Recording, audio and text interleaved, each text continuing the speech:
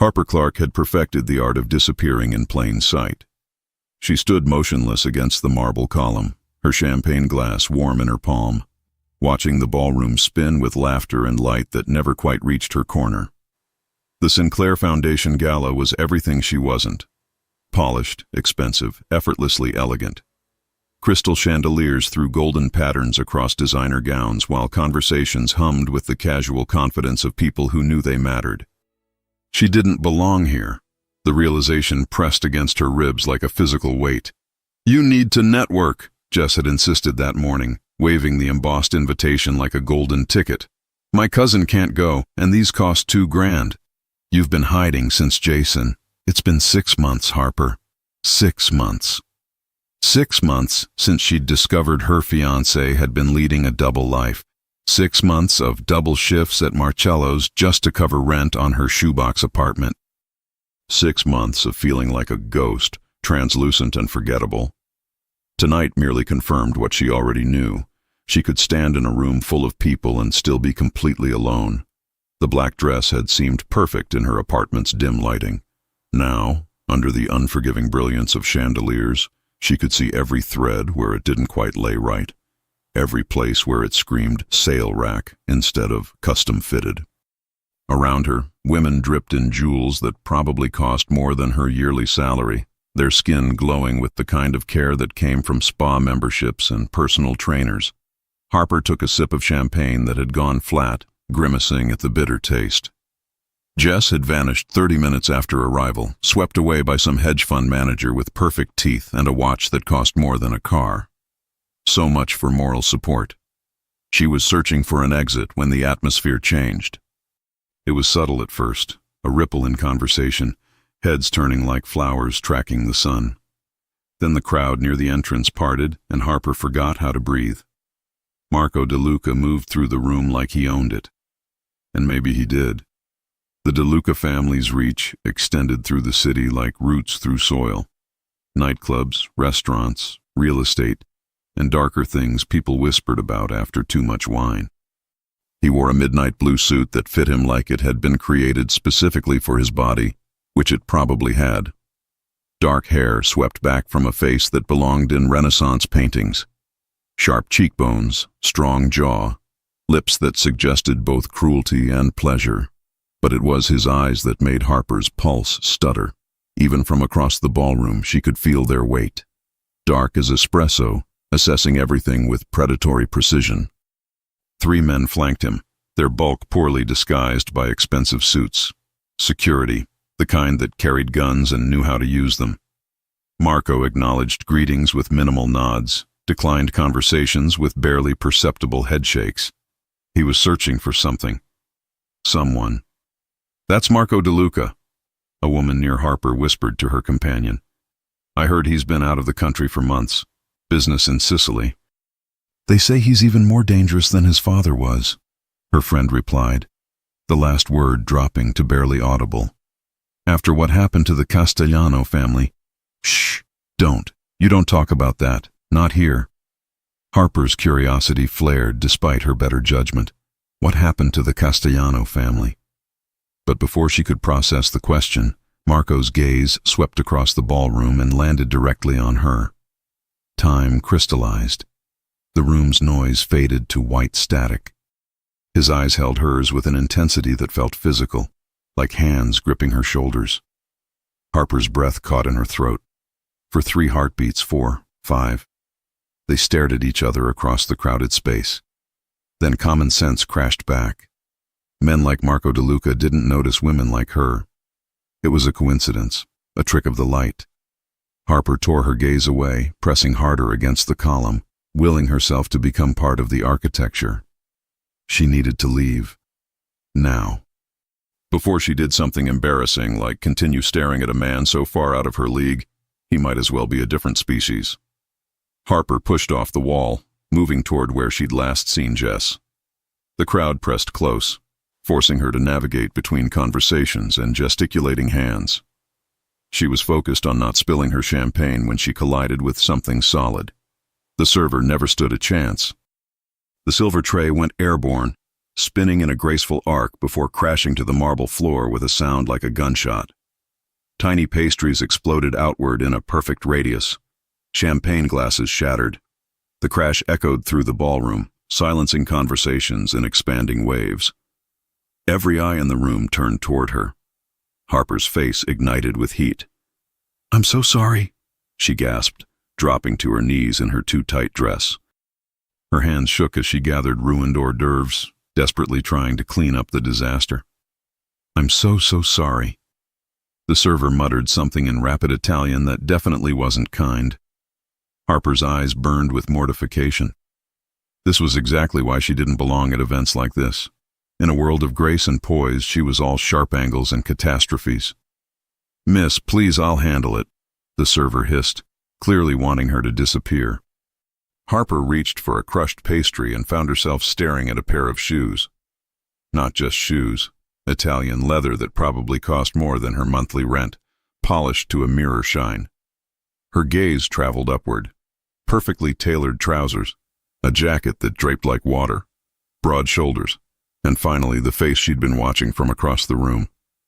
Marco DeLuca stood over her, and up close he was devastating. The photos and newspapers didn't capture the raw magnetism, the sense of barely leashed power. His eyes weren't just dark, they were infinite, like looking into deep water and knowing you'd drown. A hint of stubble shadowed his jaw, somehow making him look both civilized and savage. "Are you hurt?" His voice was deeper than she'd imagined, textured with the ghost of an accent that turned each word into something deliberate. Harper opened her mouth. Nothing came out. One of his security men moved forward, hand extended, but Marco stopped him with the smallest gesture. Instead, he reached down himself. His hand engulfed hers, warm and strong, pulling her effortlessly to her feet. The contact sent electricity racing up her arm, sparking in her chest. "I'm fine," Harper finally managed, her voice emerging breathless and strange. "Just clumsy. Sorry for the disruption." His lips curved slightly. "No disruption." The words felt weighted with meaning she couldn't quite grasp. He still held her hand, his thumb brushing across her knuckles in a gesture that felt far too intimate for strangers. "You've been standing alone all evening?" It wasn't a question. Harper blinked in surprise. "How would you—" "I notice things." His gaze traveled slowly over her face, like he was memorizing every detail. Beautiful women who should be surrounded but instead hide in corners. That interests me. A startled laugh escaped her. "Then you definitely have me confused with someone else." "I'm never confused about what I see." He stepped closer, invading her space in a way that should have felt threatening but instead felt magnetic. "Dance with me." It wasn't a request. Harper's heart hammered against her ribs. "I don't think that's a good idea." "Why not?" "Because people are staring." "Let them." His smile deepened, revealing a dimple that transformed his face from merely handsome to absolutely lethal. "Dance with me, Harper." The sound of her name in his mouth jolted through her. "How do you know my name?" Instead of answering, Marco placed his hand on the small of her back and guided her toward the dance floor. Harper knew she should resist, should demand answers, should run. But the gentle pressure of his palm, the absolute certainty in his movement, made resistance feel impossible. The orchestra shifted to something slow and melancholy. Other couples moved aside as they reached the center of the floor, creating space like they recognized royalty. Marco turned to face her, one hand still on her back, the other taking her hand in his. The position pressed them close enough that Harper could feel heat radiating from his body. "I don't dance very well," she warned, her voice barely above a whisper. "Then follow my lead." And somehow, she did. Her usual awkwardness melted away as he guided her through the steps. His body was solid and warm against hers, his movements confident and sure. The scent of him surrounded her. Sandalwood and something darker. Something uniquely him that made her want to lean closer and breathe deeper. "You going to tell me how you know my name?" Harper asked, finding courage in the rhythm of their movement. His eyes met hers, and she had the unsettling feeling he could see past every defense she'd ever built. "I make it my business to know things. Harper Clark, 27, graduated top of your class in culinary arts, currently wasting your considerable talent at Marcello's downtown. He paused, his hand pressing more firmly against her back. Your ex-fiancé was an idiot who didn't deserve you. A chill ran through her, despite the warmth of his body. That's disturbing, is it? He spun her out and then back into his arms, closer than before, her chest pressed against his. Or is it flattering that someone has finally noticed your value when so many others have failed to see it? Harper searched for words, but her brain had short-circuited. The way he looked at her, like she was the only person in the room, like she mattered, was more intoxicating than any champagne. "Why me?" she whispered. "Why not you?" he countered, his voice equally soft. "You're different, real. In a room full of performances, you're genuine. Do you know how rare that is?" The music swelled around them, but it seemed distant now, as if they were enclosed in their own private world. His hand on her back pressed slightly firmer, possessively, drawing her impossibly closer. "After tonight," he said, his lips near her ear, "everything changes for you, if you let it." Warning bells sounded in the back of Harper's mind. This man was dangerous. Not just because of his reputation, but because of how he made her feel, seen, significant, desired. After 6 months of invisibility, those feelings were more intoxicating than any drug. "And if I don't want things to change?" she challenged, even as her body betrayed her, melting further into his embrace. His smile was slow, confident. "You do. I can feel it." His hand slid from her back to her waist, fingers splaying possessively. "Besides, it's already too late." The music ended, but he didn't release her immediately. Around them, people watched openly now, whispering behind their hands. Harper spotted Jess across the room, her eyes wide with shock and something like fear. "I should go," Harper said, reality intruding on the spell. "Should you?"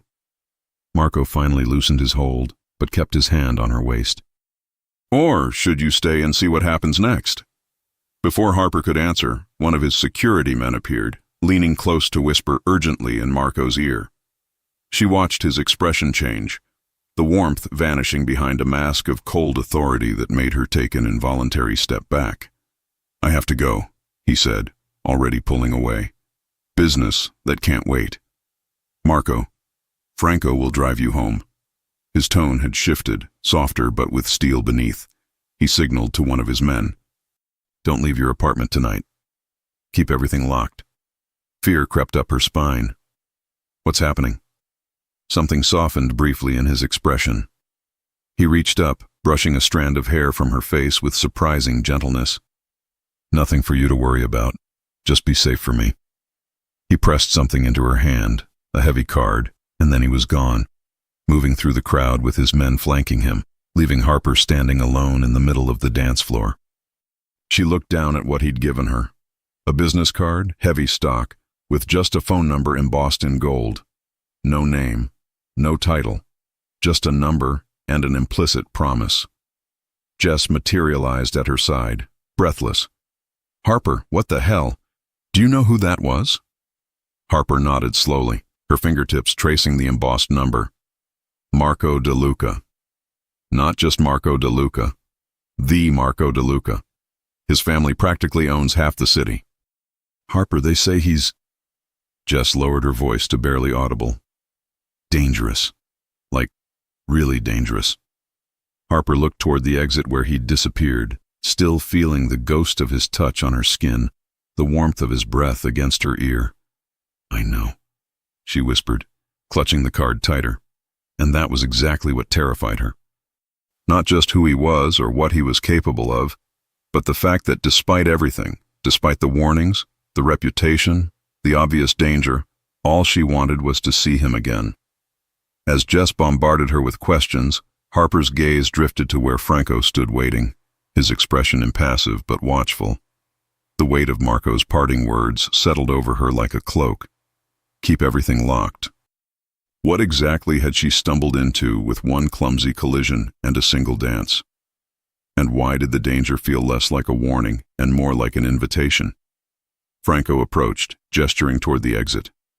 Harper followed, the business card clutched in her palm like a secret, like a promise, like the beginning of something that would either save her or destroy her. She just didn't know which yet. Harper didn't sleep. How could she, knowing Franco stood outside her door like a sentinel? Every creak of the old building made her jump. Every distant siren had her pacing to the window. She'd triple-checked the locks, just as Marco had instructed, then checked them again because the first 3 times suddenly felt insufficient. The business card sat on her nightstand, catching streetlight from the window. Just a number. No explanation.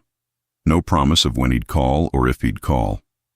Just that command, keep everything locked, delivered with an intensity that suggested real danger, not paranoia. At 3 a.m., Harper made coffee she didn't need, her hands shaking as she poured. The sapphire dress felt like someone else's skin now, so she'd changed into worn pajamas and an oversized sweater, needing the comfort of familiar things. But even surrounded by her modest belongings, she couldn't shake the feeling that her life had tilted on its axis. Marco DeLuca had danced with her, had known her name, her history, details about her life she hadn't shared with anyone, had looked at her like she was precious, had stationed an armed guard outside her apartment. By dawn, exhaustion pressed behind her eyes, but her mind refused to quiet. She showered, dressed for her lunch shift at Marcello's, and opened her door to find Franco exactly where she'd left him. He looked alert despite the all-night vigil, his suit still crisp, his eyes scanning the hallway with professional efficiency. "You didn't sleep," Harper said. "It wasn't a question. Sleep is optional. Your safety isn't." Franco's expression remained neutral. "Mr. DeLuca wanted me to ensure nothing disturbed your night." The formality felt surreal. "Nothing disturbed it except knowing you were out here." Something that might have been amusement flickered in Franco's eyes, but he said nothing, just followed her down 3 flights of stairs and onto the street where morning light painted everything ordinary and safe. The sleek black car from last night waited at the curb, completely out of place in her working-class neighborhood. "I can take the subway to work," Harper protested. "Mr. DeLuca would prefer I drive you." "Mr. DeLuca doesn't get to control my commute." Franco opened the rear door, his expression unchanged. Nevertheless, Harper wanted to argue, to assert some independence, but exhaustion won. She slid into the leather interior, and Franco drove her to Marcello's in silence. When they arrived, he got out first, scanning the street before allowing her to exit, a ritual that made her stomach twist with anxiety. What exactly was Marco protecting her from? The restaurant's familiar chaos usually centered her, the clash of pans, Chef Romano's shouted instructions, the precise choreography of a kitchen in service. But today Harper couldn't focus. She burned a risotto, oversalted a sauce, earned Romano's withering glare twice before the lunch rush even began. "Harper, you're distracted," Sophie, one of the other line cooks, whispered during a brief lull. "Everything okay?" "Fine. Just tired." Sophie raised an eyebrow but didn't push. They'd worked together for 2 years, long enough to read each other's moods. And Harper's mood today screamed something happened, even if she couldn't explain what. She was plating a brodetto when Sophie appeared again, her eyes unnaturally wide. "Harper, there's someone asking for you out front." Harper's knife stilled mid-cut. "Who?" Didn't give a last name. Just said Marco. Sophie's voice dropped to a whisper. "He's at table 7 with 2 scary-looking guys and Harper. He's gorgeous. Like, illegally gorgeous." The knife clattered against the cutting board. Harper's pulse kicked into overdrive. "Tell him I'm working. I can't just leave the line." "Already told him that. He said he's happy to wait, but he'd prefer to see you now." "And Harper?" Sophie grabbed her arm. "Chef Romano already said it's fine. Told you to take your time." That stopped Harper cold. Chef Romano, who screamed at sous chefs for taking unauthorized bathroom breaks, who ran his kitchen like a military operation, had given her permission to leave the line during lunch service. What had Marco said to him? Harper untied her apron with trembling fingers, checked her reflection in the polished steel refrigerator, face flushed from kitchen heat, hair escaping its bun in damp tendrils, and walked through the swinging doors into the dining room. The lunch crowd hummed with conversation. Business people on expense accounts, tourists who'd read about Marcello's in guidebooks. But Harper's attention zeroed in on table 7 immediately. Marco sat facing the door, as if he'd been watching for her appearance. He wore dark jeans today and a black shirt with sleeves rolled to reveal tanned forearms. More casual than last night, but no less commanding. 2 men flanked a nearby table, pretending to study menus while their eyes constantly scanned the room. When Marco saw her, his expression transformed. The cool assessment melted into something warmer, hungrier. He didn't wave or call out. He simply watched her approach, his gaze never leaving hers, and Harper felt stripped bare by that look. "Mr. DeLuca," she said when she reached his table, hyper-aware of curious glances from nearby diners. "Sophie said you asked for me." "Marco," he corrected, gesturing to the empty chair across from him. "Please, sit." "I'm working. I've cleared it with your chef. Please, Harper, just for a moment." Reluctantly, she sat, keeping her spine straight, hands folded in her lap. Up close, she could see faint shadows under his eyes, suggesting he'd slept as poorly as she had. But exhaustion only made him more attractive, vulnerable in a way that felt dangerous to notice. "How did you sleep?" he asked. The mundane question caught her off guard. "Fine," she lied. His smile said he knew it was a lie. No unexpected visitors, no disturbances. Only knowing your guard was standing outside my door all night. Franco was there for your protection. Protection from what? Harper leaned forward, keeping her voice low. "You scared me last night, Marco. The way you left, the warnings about locking doors. What's happening?" Something flickered in his eyes. Regret, maybe. Or calculation. "Nothing you need to worry about. Just precautions." "That's not an answer. It's the only answer I can give you right now." He reached across the table, his fingers brushing against hers. The contact sent electricity sparking up her arm. "I came here for a different reason. To see you. And to invite you to dinner tomorrow night." Harper stared at him. "Dinner?" "Yes. The meal people typically enjoy in the evening." That dimple appeared, devastating in its effect. "I'd like to take you somewhere special." Every rational part of her brain screamed refusal. This man had investigated her, stationed guards at her door, clearly operated in a world of violence and danger. Getting closer to him was monumentally stupid. But he was looking at her like she mattered. Like she was worth pursuing, worth protecting, worth his considerable attention. And after 6 months of feeling invisible, that look was more intoxicating than anything she'd ever experienced. "Why me?"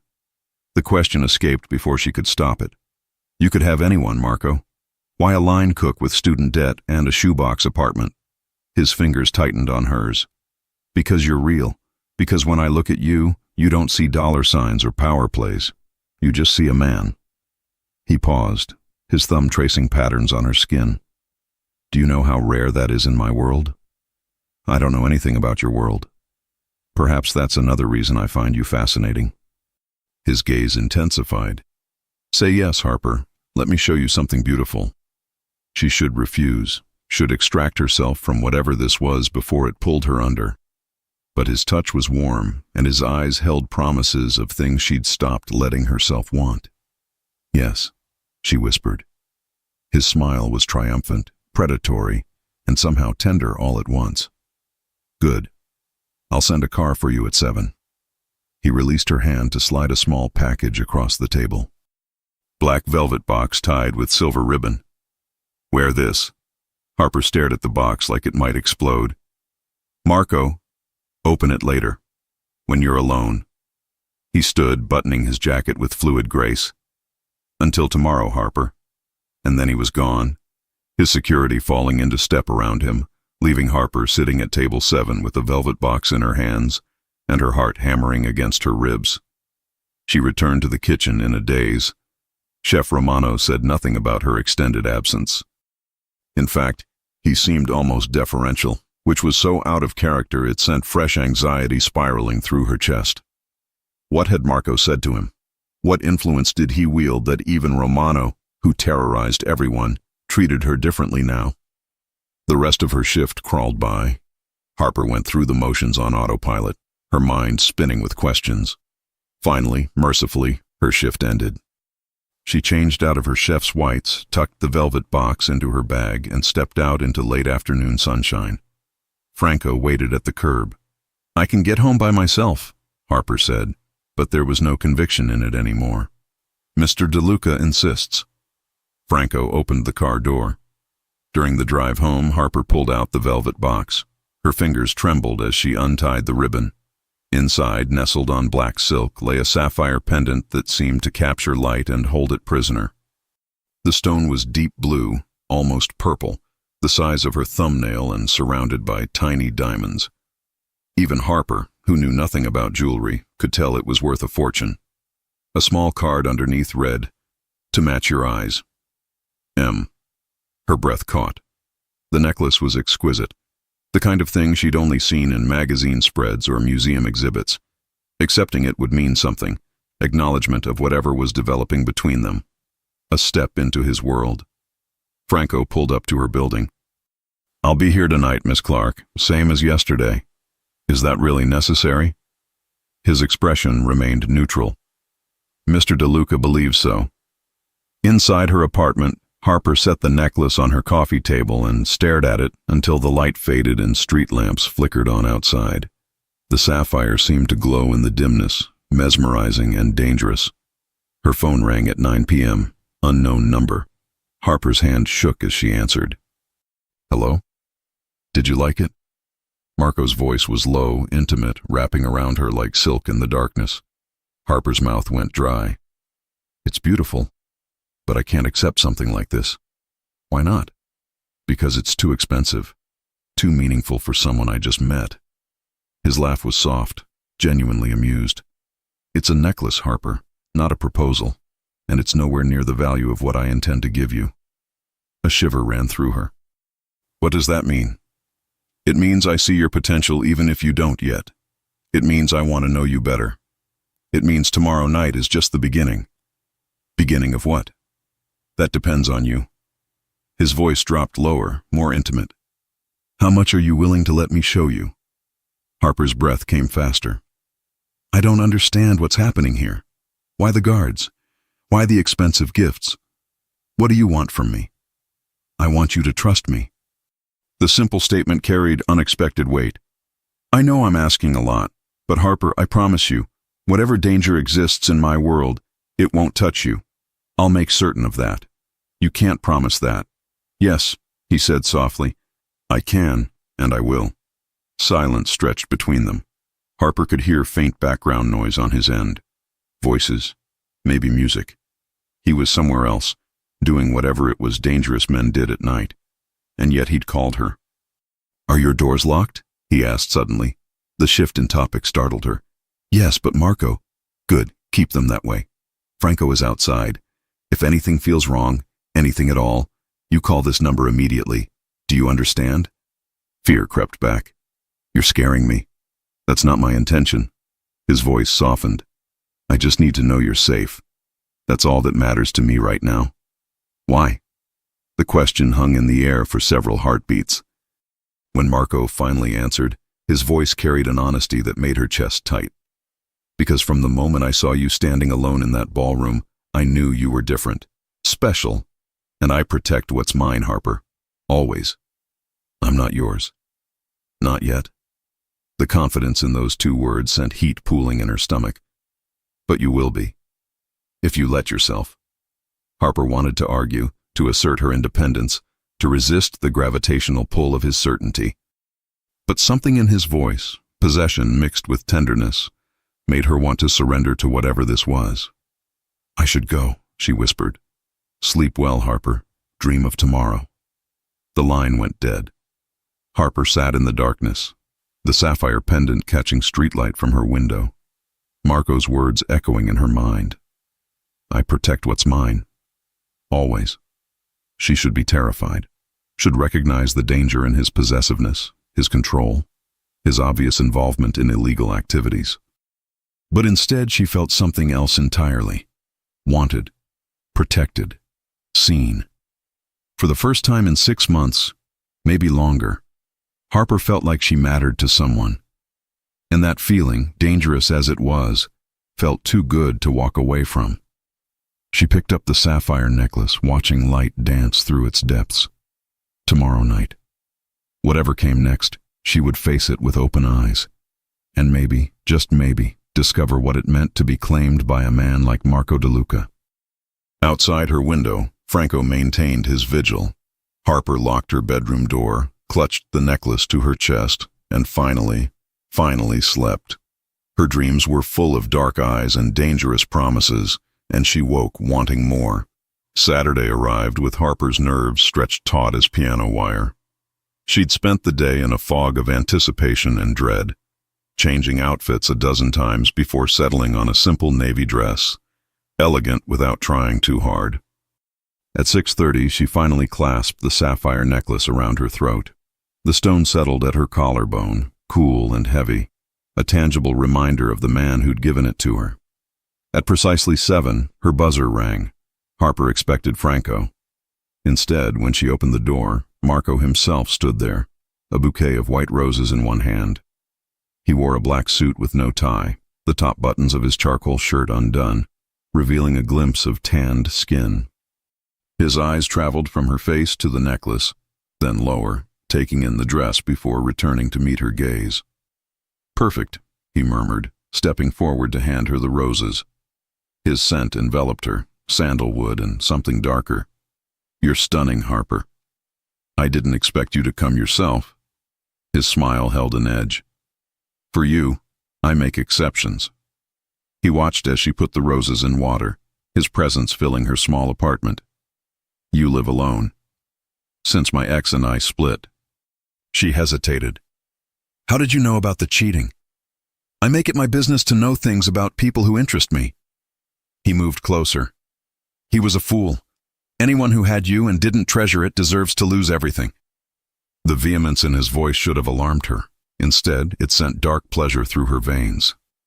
"We should go," Harper said, her voice unsteady.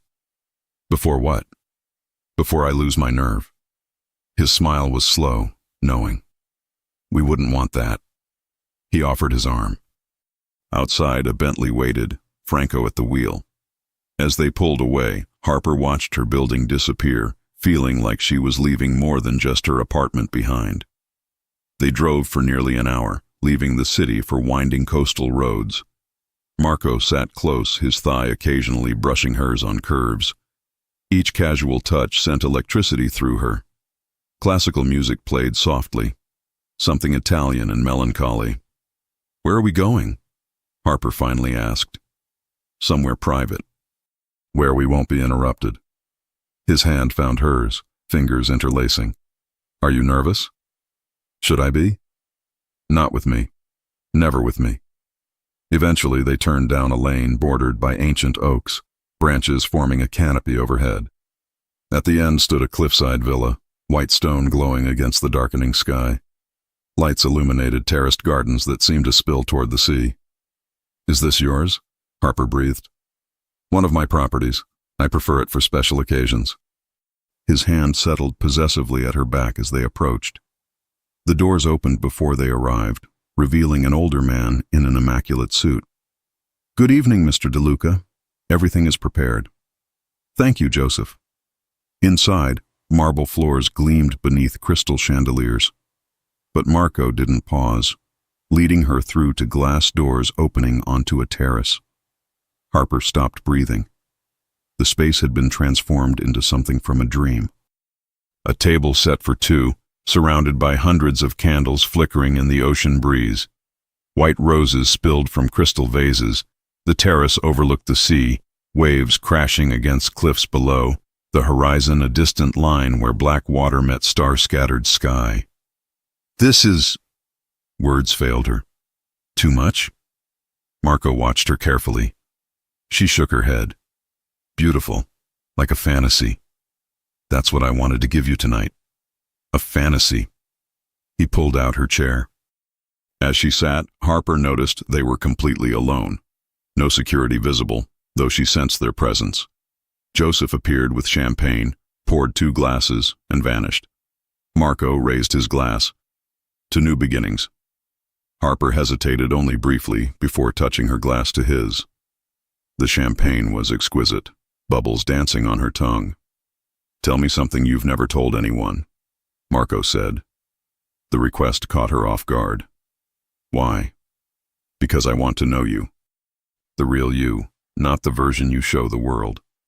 Harper took another sip for courage. "I sabotaged my ex-fiancé's culinary school application.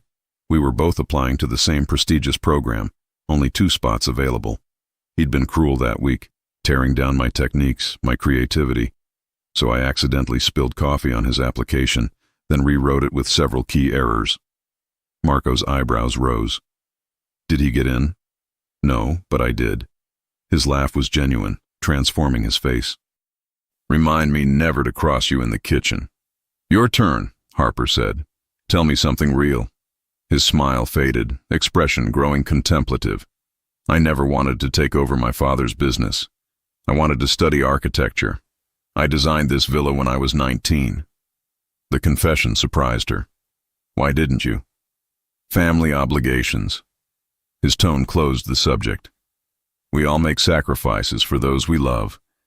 Joseph returned with their first course, delicate scallops on cauliflower puree, garnished with truffle oil.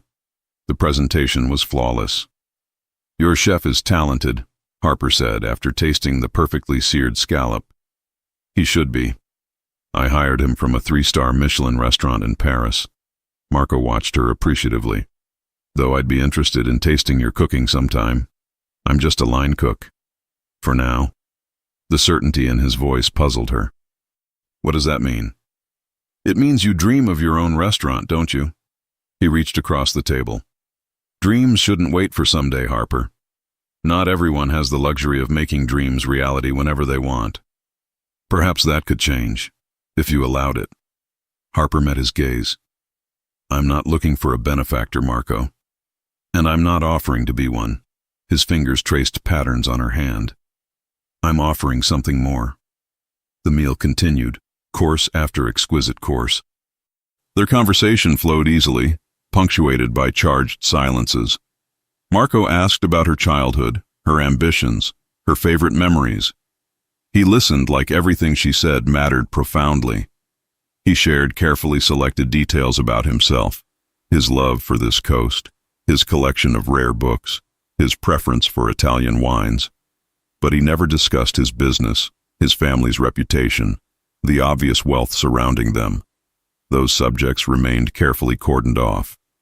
After dessert, a deconstructed lemon tart that made her close her eyes in pleasure, Marco stood and extended his hand. "Walk with me." He led her down stone steps winding to a private beach below. Sand cooled her bare feet as they walked along the shore, moonlight casting everything silver. Security maintained distance, dark silhouettes near the steps. "Do they always follow you?" Harper asked. "Always, a necessary precaution." "Because of your business?" Marco stopped walking, turning to face her. The sea breeze ruffled his hair, moonlight carving shadows beneath his cheekbones. "Does it bother you? What you think you know about me?" She considered honestly. "I don't know what to think. I know your family's reputation, but I don't know what's true." "And if it were all true?" His voice remained calm, but she sensed tension beneath. "Would you be here with me now?" She should say no.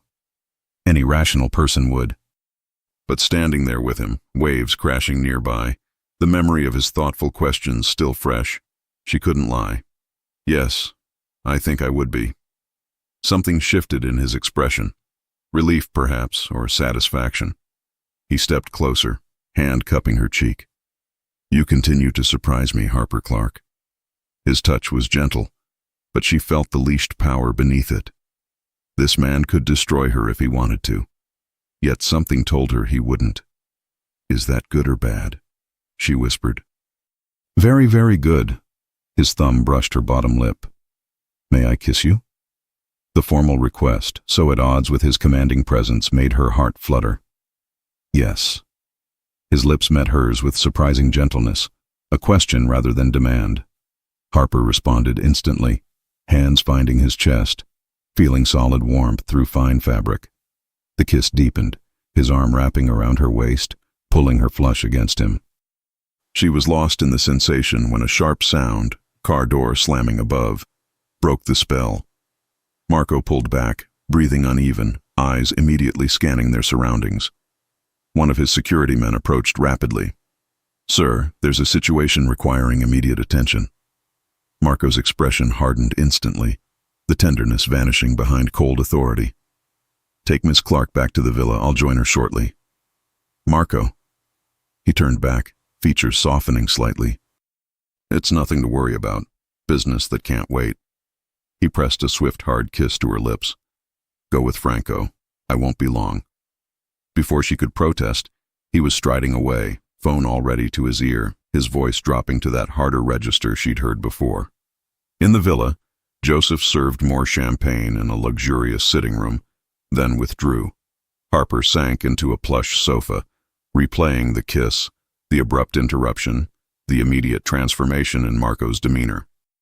What kind of business demanded attention at this hour on Saturday night? She knew the answer. The DeLuca family didn't build their empire through legal enterprises. Harper wandered the room, examining artwork, original pieces by masters she recognized. On a side table sat framed photographs. Most showed a younger Marco with an older man sharing his strong features. His father, she presumed. In one, they stood on this very terrace, arms around each other, smiling. Another photo caught her attention. Marco, perhaps early 20s, with his arm around a beautiful dark-haired woman in a red gown. The way they looked at each other spoke of intimacy. Unexpected jealousy stabbed through her. Who was she? "My sister, Sophia." Harper jumped, nearly dropping her glass. Marco stood in the doorway, watching her with an unreadable expression. "I'm sorry. I didn't mean to pry." He crossed to stand beside her, picking up the photograph. No need to apologize. This was her engagement party 5 years ago. A shadow crossed his face. "She lives in Milan now with her husband and son. You miss her." "Every day. She's the only family I have left." He set the photo down carefully. "And your father?" Marco's expression closed off. "Passed away 3 years ago. Heart attack." "I'm sorry." He took the champagne from her hand, setting it aside. "I didn't come back to discuss my family. I came to apologize for the interruption." "Is everything okay?" "It's handled." His tone made clear the subject was closed. His eyes traveled over her possessively. "It's getting late. Perhaps I should have Franco drive you home." "Perhaps." But neither of them moved. The air between them felt charged, dangerous. "Or," Marco said softly, stepping closer, "you could stay. The villa has 6 guest rooms.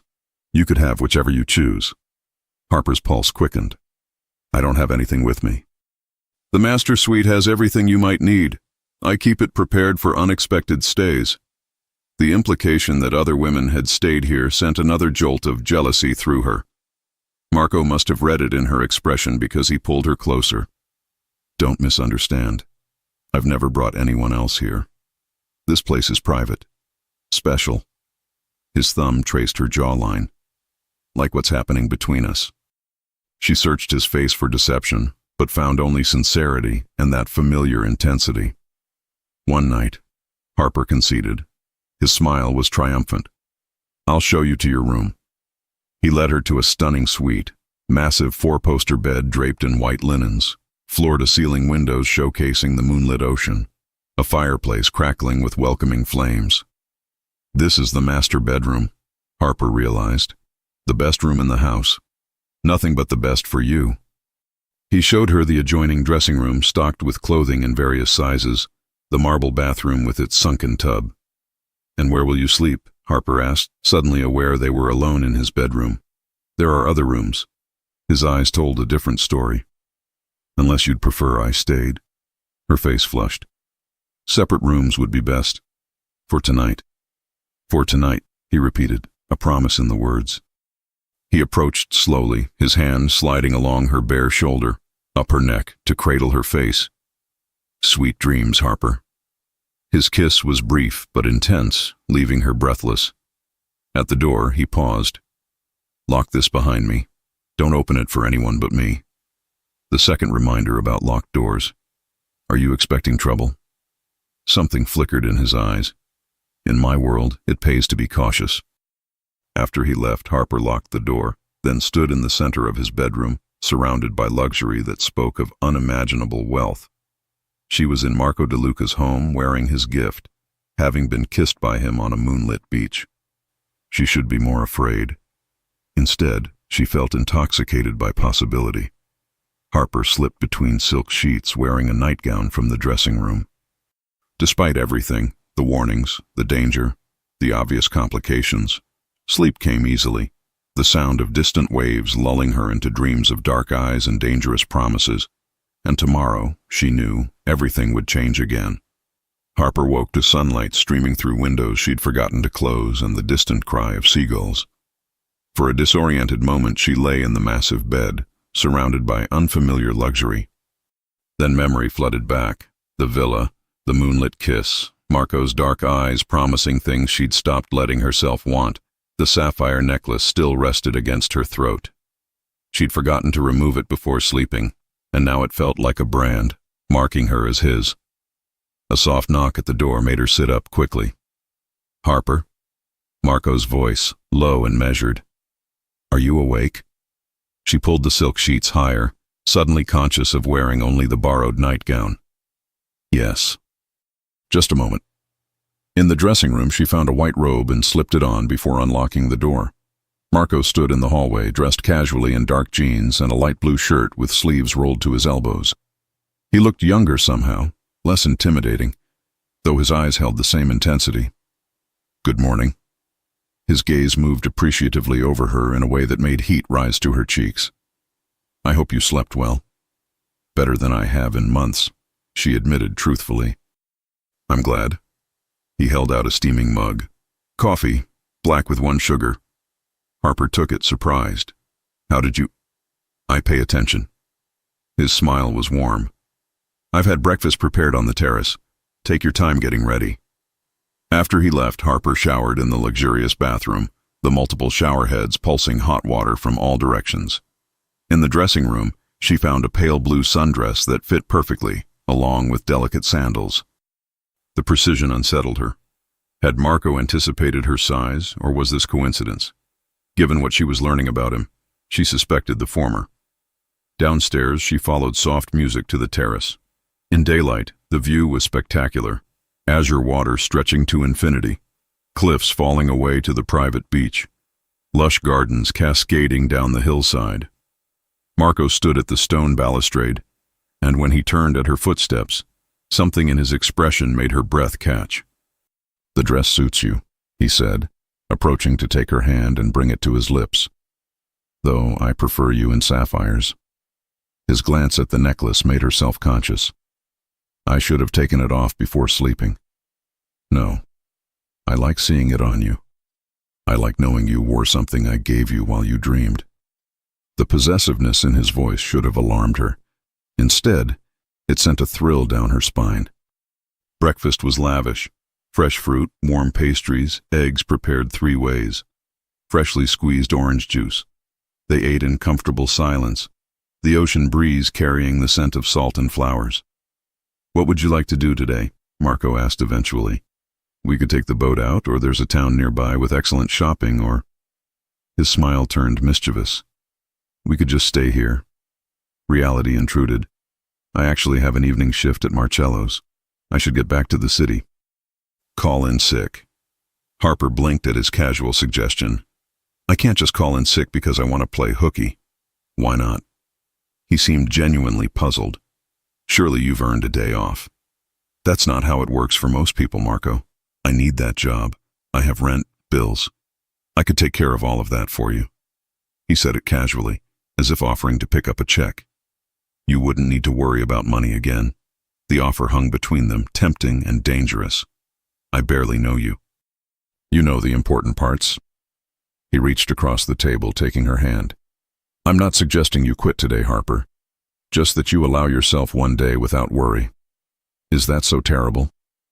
Put that way, it was hard to refuse. And truthfully, she didn't want to leave this beautiful place, this bubble where Marco made her feel cherished. One phone call to Chef Romano, who was surprisingly understanding, almost obsequious. Harper handed Marco's phone back, suspicion growing. "Did you speak to him before today?" Marco's expression gave nothing away.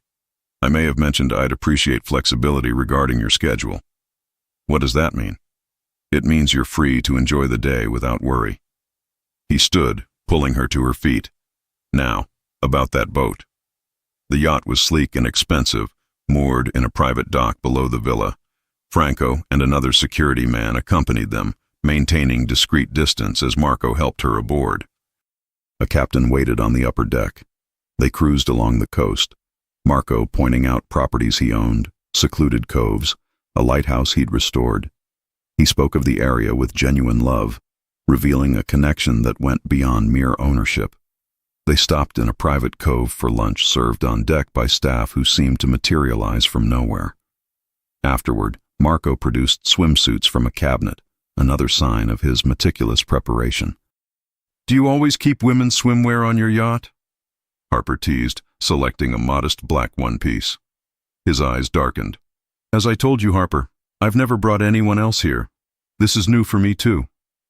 The simple admission, delivered with unexpected vulnerability, caught her off guard.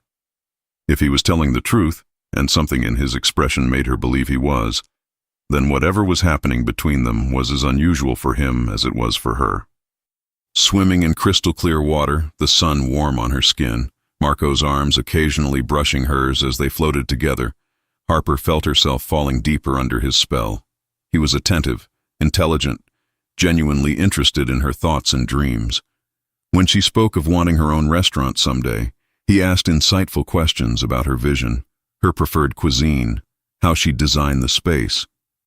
"You could do it now," he said as they lounged on the deck afterward, sun beginning its descent. "There's a location in the West District that would be perfect. Former bistro with an excellent kitchen already installed. It's been vacant for months." Harper sat up. "How do you know about that?" "I own the building." He said it casually. "The space could be yours, renovated however you like, ready to open within a month." The offer was so tempting she couldn't breathe. Her own restaurant. Her dream, suddenly within reach. "I can't afford to lease a space in the West District, let alone renovate and staff a restaurant. I'm not talking about leasing. I'm talking about giving it to you." She stared at him. "Why would you do that?" "Because I can. Because I want to see you succeed." He sat up, moving closer until his face was inches from hers. "Because you have extraordinary talent that's being wasted. Because I want to see you smile the way you're smiling right now." Her heart raced. No one had ever believed in her like this. "What would you want in return?" His thumb brushed her bottom lip. "Just you, your time, your attention, your trust." "My trust." She searched his face. "That's a lot to ask from someone in your position." Understanding flickered in his eyes. "I would never hurt you, Harper. What I do, who I am, that part of my life would never touch you. I can promise to protect you with everything I have." "Can you really promise that?" Instead of answering, he kissed her. Unlike their first kiss on the beach, this one held nothing back. His lips claimed hers with passionate intensity, his hand sliding into her hair. Harper responded with equal fervor, her arms wrapping around his neck, her body arching toward his. When he finally pulled away, they were both breathing hard. "I can promise to protect you, with everything I have, with my life, if necessary." They returned to the villa as the sun set, casting golden light across the cliffs. Despite Harper's protests about needing to return for work, Marco convinced her to stay for dinner. "One more meal," he'd said, fingers entwined with hers. "Then I'll have you driven back tonight if that's what you truly want." Dinner was served in a glass-walled room jutting over the cliff edge, giving the impression of dining suspended above the sea. Candles again, soft music, white roses. Marco waiting with that familiar look of appreciation and hunger. The conversation flowed easily, but tension hummed between them, a sense of decisions pending. Harper hadn't answered about the restaurant, and he hadn't pressed, but the offer hung between them, tantalizing and complicated. "Come back to the city with me tonight." Harper said impulsively as dessert was served. See my world for a change. Surprise flickered across his face. Your apartment? She nodded. It's small and nothing special, but it's mine. I want you to see it, really see it. If this is going to continue, you should know me, the real me, not just who I am surrounded by all this. She gestured at the luxury. Something softened in his expression. I'd like that. During the drive back, Marco sat close, his hand resting possessively on her thigh. He received several texts, his expression hardening momentarily before returning attention to her. The outside world was already intruding.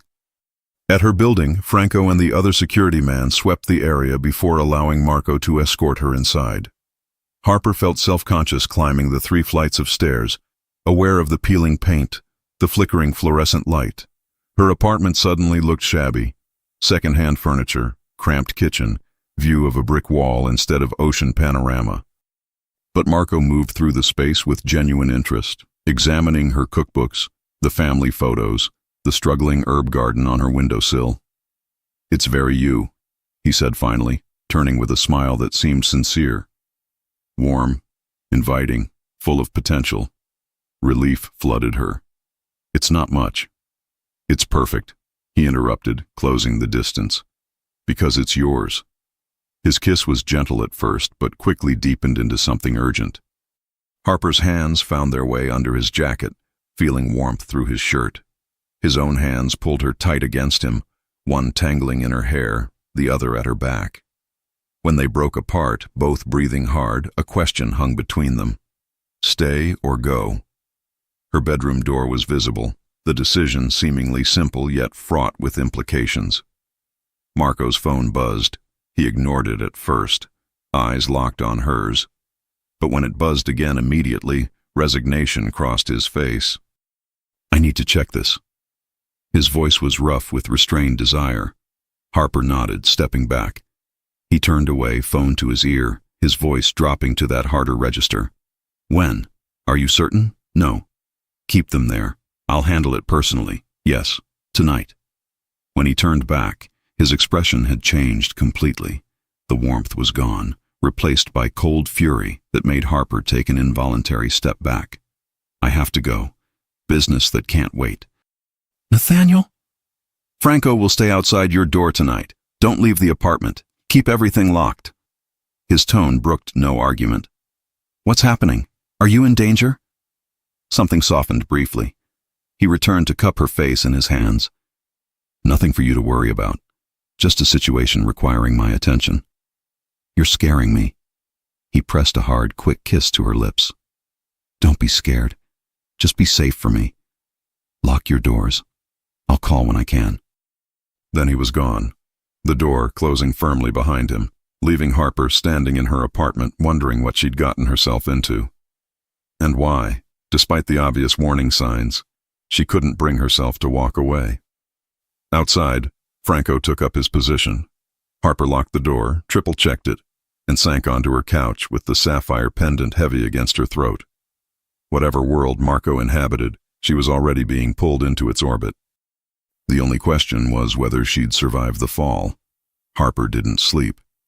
How could she, knowing Franco stood sentinel outside her door while Marco dealt with some mysterious situation that had transformed him from attentive lover to cold-eyed enforcer in seconds?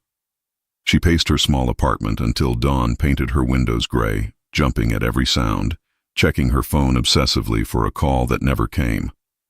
By morning, exhaustion pressed behind her eyes, but her mind refused to quiet. She showered, dressed for her lunch shift at Marcello's, and opened her door to find Franco exactly where she'd left him. Alert despite the all-night vigil, his suit still crisp. Mr. DeLuca asked that you remain here today, Franco said, straightening. Harper's jaw set. I have to work. Mr. DeLuca was quite insistent. Mr. DeLuca doesn't control my life. The declaration felt hollow even as she said it. Hadn't she already allowed Marco to rearrange her weekend, her thinking, her desires? I need to go to work. You can come with me or stay here, but I'm leaving. Franco's expression didn't change, but she sensed his internal calculation. Finally, he nodded once. "I'll accompany you." The walk to Marcello's was tense, Franco scanning the street constantly, one hand inside his jacket where she knew a weapon was holstered. Her nerves, already frayed from the sleepless night, stretched tighter with each block. At the restaurant, Franco insisted on checking the premises before allowing her inside. Chef Romano raised an eyebrow at the serious man in the dark suit, but said nothing. In fact, everyone seemed to be giving Harper a wide berth, glances filled with curiosity and something like fear. Did they all somehow know about her connection to Marco De Luca? The thought was unsettling. Harper threw herself into work, grateful for the mindless routine of prep. Franco took a seat at the bar, his eyes constantly moving, his presence a stark reminder that whatever normal life she'd had was already slipping away. Halfway through her shift, Sophie appeared at her station, expression mixing excitement and concern. "There's someone asking for you. Table 12. Harper's heart leapt, thinking it might be Marco, but Franco's lack of reaction suggested otherwise. "Who is it?" He wouldn't give his name, just said he was an old friend. Sophie glanced toward the dining room nervously. "He looks important. Expensive suit, really intense eyes." Harper wiped her hands, untying her apron. "I'll be right back." Franco stood as she emerged from the kitchen, but she waved him back. "I'm just checking on a table. I'll be visible the whole time." Table 12 was in a corner, partially concealed by a decorative screen. As Harper approached, she saw a man sitting alone, his back to the wall, giving him a clear view of the entire restaurant. Perhaps mid-50s, silver threading through dark hair, his face handsome in a weathered way. His suit was expensive, his demeanor suggesting someone accustomed to command. "You asked for me," Harper said, stopping a cautious distance from the table. He looked up, and something in his gaze, calculating, assessing, reminded her jarringly of Marco. "Miss Clark, please join me." "Do I know you?" His smile didn't reach his eyes. "No, but I know quite a bit about you. I'm Vincent Caruso." The name meant nothing to her, but something in his tone suggested it should. Harper remained standing. "What do you want?" "To talk about Marco De Luca." He gestured to the empty chair. "Please, this concerns your safety." At the mention of Marco, Harper glanced toward Franco, who was watching them intently from the bar. He hadn't intervened, which meant either he didn't recognize this man as a threat, or hadn't noticed who she was speaking with. Reluctantly, Harper sat. "What about Marco?" Vincent leaned forward slightly. "You've become quite close to him in a very short time. That's none of your business. Did you know," he continued as if she hadn't spoken, "that the last woman Marco showed serious interest in ended up disappearing, vanished without a trace?" Ice spread through her veins. "You're lying." "Am I?" He removed a phone from his pocket, sliding it across the table. On the screen was a photo of a beautiful blonde woman smiling at the camera. Valerie Klein. She was seeing Marco for about 3 months. Then she started asking questions about his business, about certain inconsistencies she'd noticed. She disappeared 2 days later. No body was ever found. Harper pushed the phone back toward him, her hand trembling slightly. "Why are you telling me this?" "Because Marco De Luca is not who you think he is." Vincent's voice dropped lower. "He's dangerous, Miss Clark, not just because of his business dealings, but because of what he's become since his father died. His father was ruthless but fair, had codes he followed. Marco?" He shook his head. "He's unpredictable, volatile, and he's developed an unhealthy obsession with you." "How do you know anything about me?" Harper demanded, fear giving way to anger. "My business interests occasionally overlap with the De Luca families. We've been competitors for many years." He produced a business card, sliding it across the table. "If you ever need help, if you ever feel unsafe, call this number, day or night." Before Harper could respond, she sensed movement beside the table. Franco had appeared, his expression hard as he stared down at Vincent. "Mr. Caruso," Franco said, his tone flat. "Mr. De Luca would consider this conversation unwelcome." Vincent smiled thinly, standing and buttoning his jacket. "I was just leaving." He turned to Harper, his expression grave. "Remember what I said, Miss Clark. The offer stands." After he left, Franco turned to her. What did he want?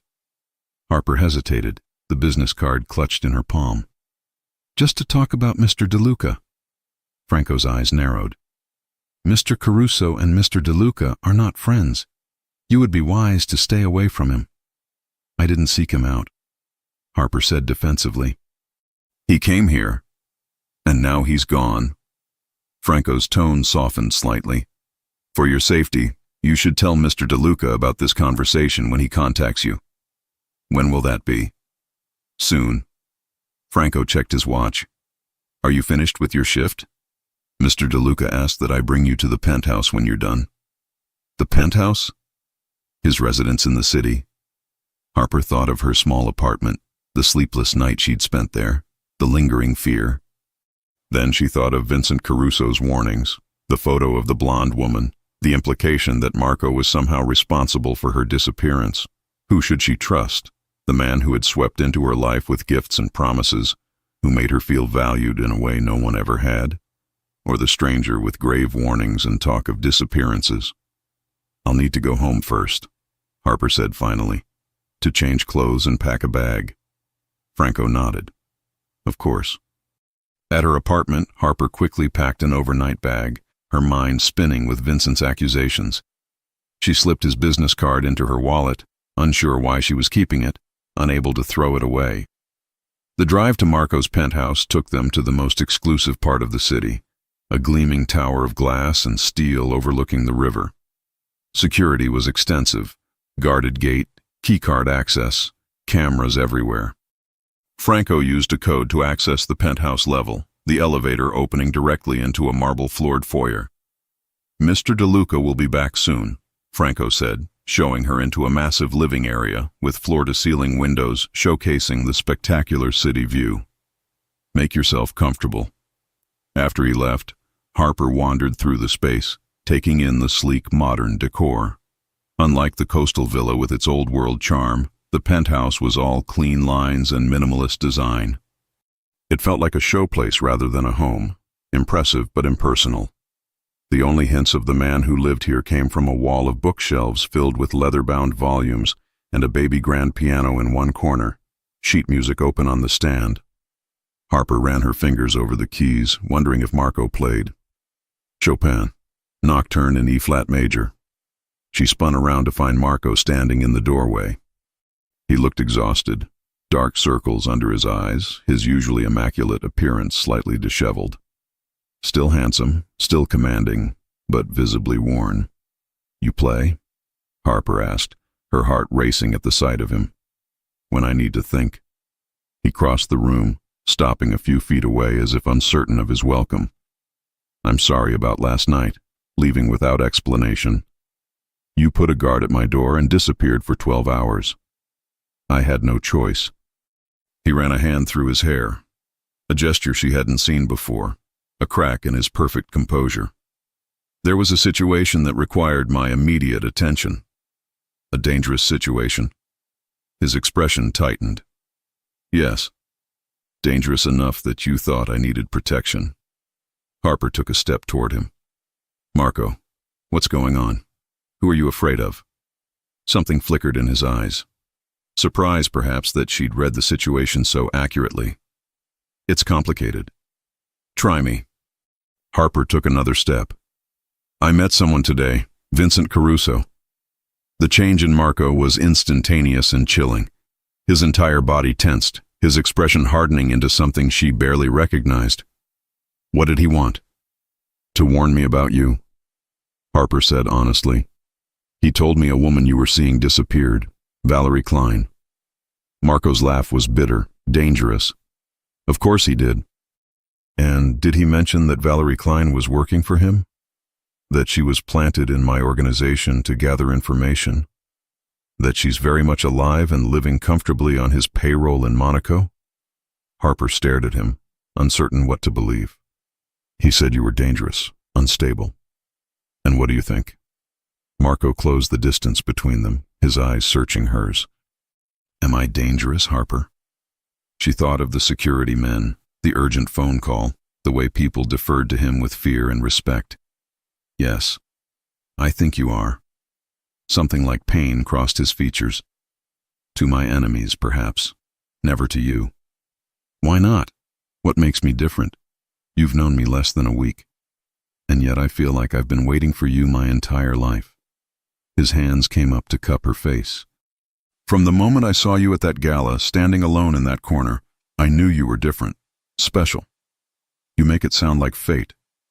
Maybe it was. His thumb traced her cheekbone. I'm not a good man, Harper. My hands aren't clean. My business isn't legitimate. The power I wield has been built on choices many would find unforgivable. Harper should have pulled away. His confession should have sent her running. Instead, she found herself leaning into his touch. Vincent Caruso is my father's oldest enemy, Marco continued. Their feud goes back decades.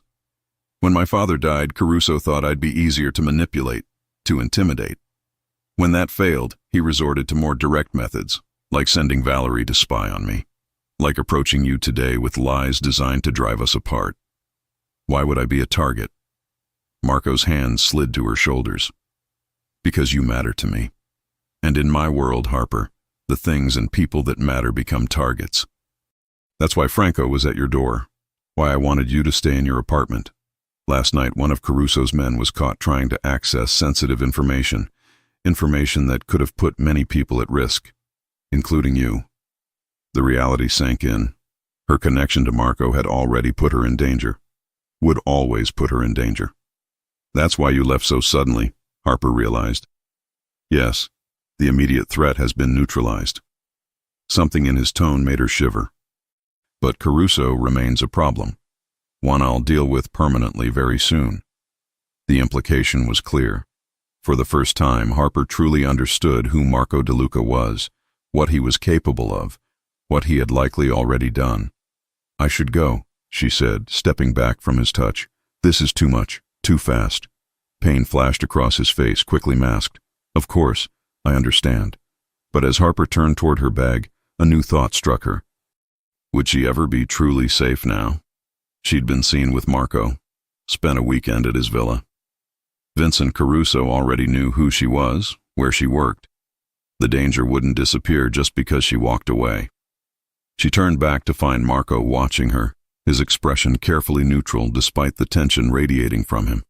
If I stay, Harper said slowly, what does that mean for us? Hope sparked in his eyes. Whatever you want it to mean. I told you before, I'm offering you everything. Not just material things, but myself. All of me. Even the parts that frighten you. He approached cautiously. I will protect you from the darkest parts. They will never touch your life. I promise you that. Can you really keep that promise? Harper challenged. You just said being connected to you makes me a target, which is why I'll protect you with everything I have. He reached for her hand, his grip gentle but secure. I can give you a life most people only dream of, Harper. Safety, luxury, your own restaurant, anything you desire. All I ask in return is your trust, your loyalty. And if I wanted more? The question surprised even her. What if I wanted all of you, Marco? Not just the charming man who brings me coffee, but the man who makes midnight phone calls, the man who neutralizes threats. Something dangerous and thrilling flickered in his eyes. You don't know what you're asking for. Maybe not, Harper admitted, but I'm not naive. I know who you are, what your family does, and I'm still here. He studied her for a long moment, as if seeing her anew. Then, decision made, he pulled her against him, his kiss desperate and claiming. Harper responded with equal fervor, her arms winding around his neck, her body molding to his. When they broke apart, both breathless, he pressed his forehead to mine. Stay with me tonight.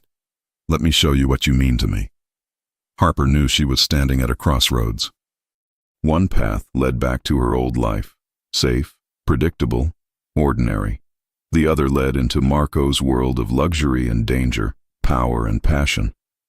There would be no going back once she chose. Yes, she said, the decision suddenly clear. I'll stay. What followed was a revelation.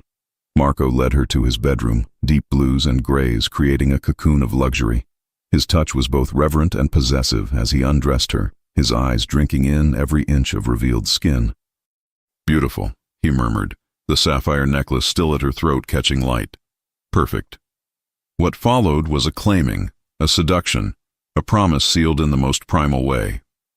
Marco was as commanding in this as everything else, yet attentive to every response, every gasp and shudder. When they finally lay spent in each other's arms, city lights twinkling beyond the windows, Harper felt marked by him in ways both visible and invisible. "I love you," he whispered against her hair, the confession startling in its simplicity. "I think I've loved you from the moment I saw you." In the rational part of her mind, Harper knew it was too soon for such declarations. They'd known each other less than a week. Yet something about it rang true. This connection that had formed so quickly, so intensely. "I think I might love you too," she admitted, her voice soft in the darkness. As crazy as that sounds. His arms tightened around her. Not crazy. Fate. They fell asleep tangled together, and for the first time since meeting him, Harper slept deeply, dreamlessly, with no fear or uncertainty. Morning brought sunlight and Marco's warm body still wrapped around hers. Harper studied his sleeping face. Younger in repose, the hard edges softened. She'd made her choice. Whatever came next, whatever complications awaited, she knew she belonged here, with him, in his dangerous, beautiful world, and she wouldn't have it any other way.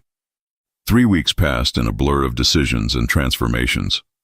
Harper moved into the penthouse officially, her modest belongings looking lost in Marco's expansive closets, until he had them supplemented with an entire wardrobe that made her feel like someone else entirely, someone who belonged in his world. The restaurant in the West District became her obsession. Marco had kept his promise, signing over the building without conditions, giving her carte blanche on renovations. She spent her days with architects and designers, her evenings with Marco, and her nights learning what it meant to be loved by a man who held nothing back. But Vincent Caruso's warnings lingered like smoke she couldn't quite clear from her lungs. She was reviewing menu drafts in Marco's study when Franco appeared in the doorway, his expression tense. "Miss Clark, Mr. DeLuca asked me to inform you he'll be late tonight. Business meeting." Harper had learned not to ask about business meetings. "How late?" "Uncertain. He suggested you not wait up." Franco hesitated. "He also wanted me to remind you not to leave the penthouse without security." The reminder grated. 3 weeks of living with constant protection, of guards shadowing her every move. She understood the necessity. Marco had explained about Caruso's reach, his patience, his willingness to strike when least expected. But understanding didn't make the cage feel less confining. "I'll be fine, Franco. I'm just working on menu planning." After he left, Harper tried to focus on her notes, but restlessness drove her to the windows. The city spread below, alive with lights and possibilities, and she felt suddenly trapped in this beautiful tower. Her phone buzzed, unknown number. Harper's pulse quickened as she answered. "Hello? Miss Clark, it's Vincent Caruso." His voice was smooth, unhurried. "I hope I'm not disturbing you." Every instinct screamed to hang up, but curiosity held her frozen. "How did you get this number?"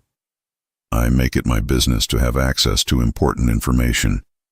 I'm calling because I have something you need to see. Something about Marco that he's been hiding from you. I'm not interested in your lies." "Not lies. Evidence." His tone sharpened.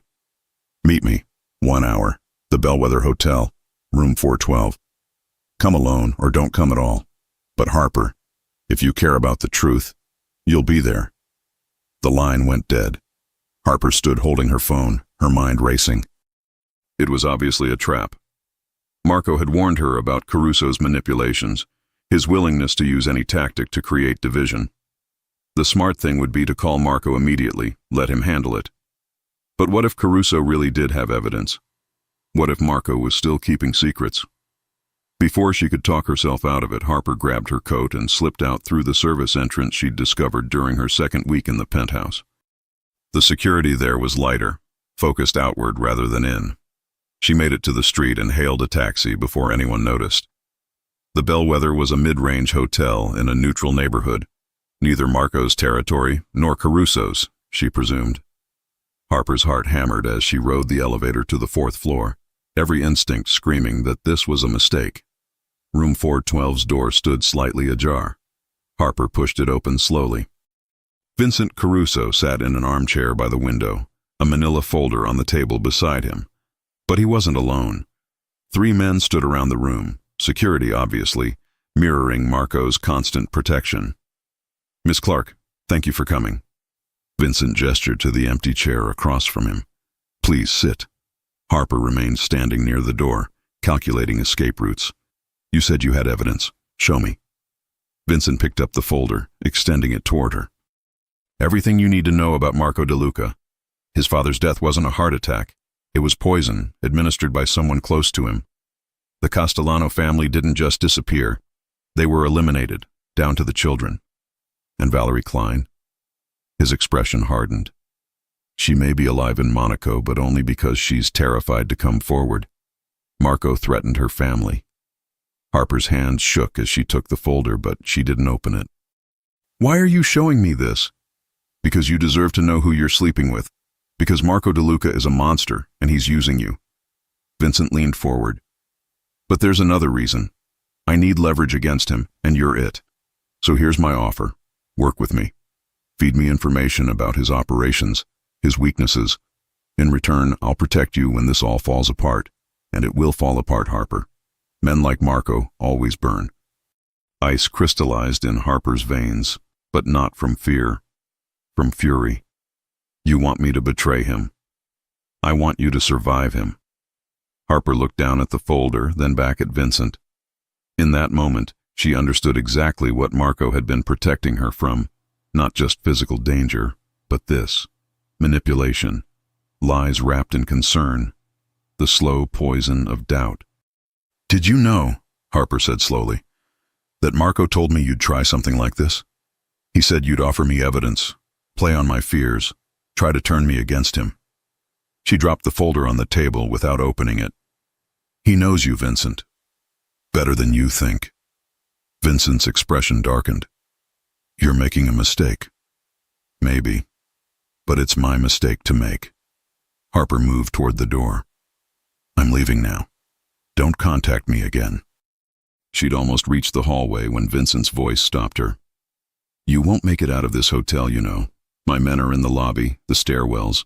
Marco isn't here to protect you." Harper turned back slowly. "Are you threatening me?" "I'm stating facts. You came here alone, foolishly trusting. Now you're leverage." Vincent stood, his false concern dropping away to reveal cold calculation. "Marco will trade what I want for your safety. And if he doesn't, well, you'll learn exactly what kind of man he really is." Fear spiked through Harper's chest, but she kept her voice steady. "You're wrong about one thing. I didn't come alone." Vincent's brow furrowed. "You weren't followed. I had men watching." "I wasn't followed," Harper agreed. "But do you really think Marco DeLuca doesn't know every move I make? Do you think he'd let me leave his penthouse without being aware?" Uncertainty flickered in Vincent's eyes. Before he could respond, the hotel room door burst open. Franco entered first, gun drawn, followed by 3 more of Marco's security. And then Marco himself, his expression colder than Harper had ever seen it. "Harper, come here." His voice was arctic. She crossed to him immediately, and his arm wrapped around her waist, protective, possessive. His eyes never left Vincent. "You made a critical error, Caruso," Marco said softly. "You threatened what's mine." Vincent's face had gone pale, but he maintained his composure. "This is a public hotel. You can't..." "Can't what?" Marco's smile was terrible. "You brought her here intending to use her as leverage. You threatened her safety. That voids every agreement, every courtesy that existed between our families." He nodded to Franco. "Take him." What followed happened quickly. Vincent's security moved, but Marco's men were faster, better trained. Within seconds, Vincent was restrained, his men disarmed and subdued. "Marco, wait," Vincent started. "You're finished in this city," Marco said, his tone conversational despite the violence of his words. "Your operations, your properties, your protection, All of it gone by morning. And you? He stepped closer. You're going to disappear, not killed. I'm not that merciful. Just erased. No power, no resources, no way to ever threaten what's mine again. He turned to Harper, his expression softening fractionally. We're leaving. In the car, Marco was silent, his jaw tight, his hand gripping hers almost painfully. Harper knew he was furious, not just at Vincent, but at her. I'm sorry, she said quietly. I know I shouldn't have. You left without security. His voice was controlled, but she heard the tremor of rage beneath. You met with a man I explicitly warned you about. You put yourself in danger. I know. But Marco, I had to know. Know what? He turned to face her, and she saw genuine fear beneath the anger. If I was lying to you, if everything I've told you was manipulation. He cupped her face in his hands. Harper, I have kept no secrets from you. Not about who I am, what I do, the danger that comes with being mine. I have been more honest with you than anyone in my life.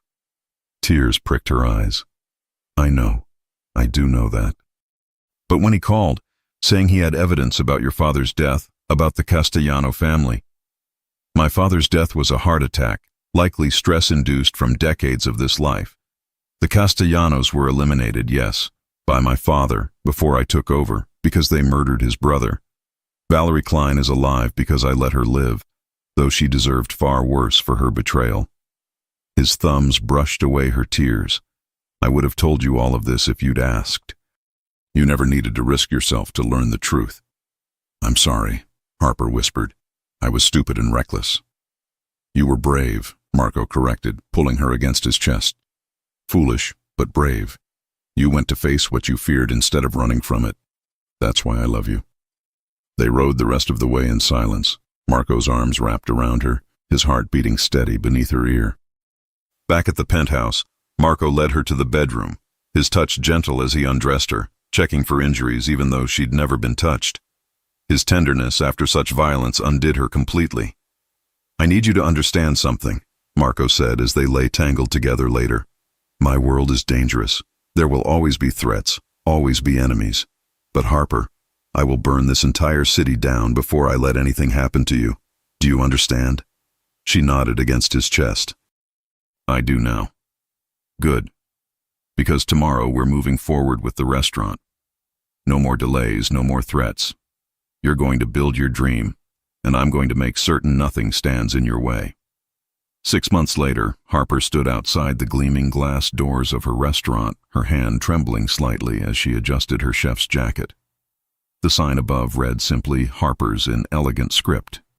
Marco appeared beside her, devastatingly handsome in a charcoal suit, his hand settling possessively at her back. Ready? As I'll ever be. He turned her to face him, pride evident in his eyes. You've created something extraordinary. Everyone is going to love it. The crowd gathering on the sidewalk supported his claim. Food critics, local celebrities, influential bloggers, all waiting for the grand opening. Harper had poured 6 months of passion into every detail, the menu showcasing her culinary vision, the decor blending modern elegance with warmth, the staff she'd personally trained. True to his word, Marco had given her complete creative control, offering support without interference. He'd been there for every milestone. Late nights reviewing plans, early mornings testing recipes, moments of doubt when she'd wondered if she could really pull this off. Their relationship had deepened in ways she'd never thought possible. Marco remained possessive, protective, sometimes controlling, but always devoted. The diamond necklace, no longer sapphire but something even more precious, rested at her throat. He'd given it to her 3 months ago, along with a proposal that had taken her breath away. She wore his ring now, a stone that made the necklace look modest by comparison. They hadn't set a date yet, too focused on the restaurant opening, but Harper knew it would happen soon. Marco was not a patient man when he wanted something. You're thinking too hard, Marco said now, his thumb brushing her cheek. Tonight is for celebrating. Behind him, she could see Franco and the other security men positioned strategically. Some things hadn't changed. Marco's caution, his insistence on protection. But Harper had come to find comfort in their presence rather than confinement. Vincent Caruso had indeed disappeared, his empire dismantled within a week of that night at the Bellwether. Harper never asked for details. Some secrets were better left unspoken. "Ready to open the doors?" Marco asked. Harper nodded, squaring her shoulders. As she moved to unlock the entrance, she caught her reflection in the glass. Confident, poised, so different from the woman who'd stood invisible at that charity gala a year ago. Everyone had ignored her that night. Everyone except the most dangerous man in the room. The man who had seen something in her worth claiming, worth protecting, worth loving. The man who now watched with pride and possession as she unlocked the doors to her dream. The crowd surged forward with applause. Marco leaned close, his lips brushing her ear. "I told you everything would change if you let it." Harper turned to him, her smile radiant. "For the better." "Always," he promised, pulling her close for a brief, claiming kiss before the crowd swept them inside. As she moved through her restaurant, greeting guests, accepting congratulations, seeing her vision finally realized, Harper felt Marco's eyes on her constantly. His hand would find her back at intervals, a possessive touch that said, "Mine." Later, after the last guest had left and the staff was cleaning up, Marco led her to the kitchen, her kingdom, where she felt most herself. "There's something I want to show you," he said, pulling a small box from his pocket. Not a ring box. She already wore his ring. Something else. Inside was a key, old and ornate. "To the villa," Marco explained. "I'm having it renovated. A proper home for us, not just a weekend escape. I want to wake up with you there every morning, watch you cook in that kitchen, build a life in a place that's ours." Tears pricked Harper's eyes. "Marco, and there's something else." He placed his hand over her stomach, his touch gentle. "I want to fill that villa with children, our children, a family built on something real, not the violence and fear I grew up with." Harper covered his hand with hers, her heart so full it ached. "I want that too." His kiss was tender, a promise of futures yet to come. When they finally left the restaurant, stepping into the cool night air where Franco waited with the car, Harper looked back at the sign glowing in the darkness. Harper's, her dream, realized. Her life transformed. All because one man had looked across a crowded ballroom and decided she was worth noticing. Worth everything. As they drove through the city, their city now, Marco's arms wrapped around her, Harper thought about fate and choices and the dangerous beauty of surrender. She'd been invisible once, ignored, overlooked, never again. Now she was Harper Clark, soon to be Harper DeLuca, owner of the city's newest acclaimed restaurant, partner to its most dangerous man, and she wouldn't change a single moment of the journey that had brought her here. Even the fear, the danger, the impossible choices, all of it had led to this, to him, to a love that was possessive and protective and absolutely, terrifyingly real. Marco's hand moved to rest possessively over her stomach again, and Harper wondered if he somehow knew what she'd only just begun to suspect, that their family might be starting sooner than either of them planned. But that was a revelation for another night. Tonight was for celebrating everything they'd already built together, and dreaming of everything still to come. If you enjoy stories like this, take a moment to subscribe to the channel. That's how I'll know you truly liked it. Even if you're watching on your TV, grab a second to join this family of fans who love emotional and heartfelt stories. Your support means everything, and it helps us bring you even more tales like this one.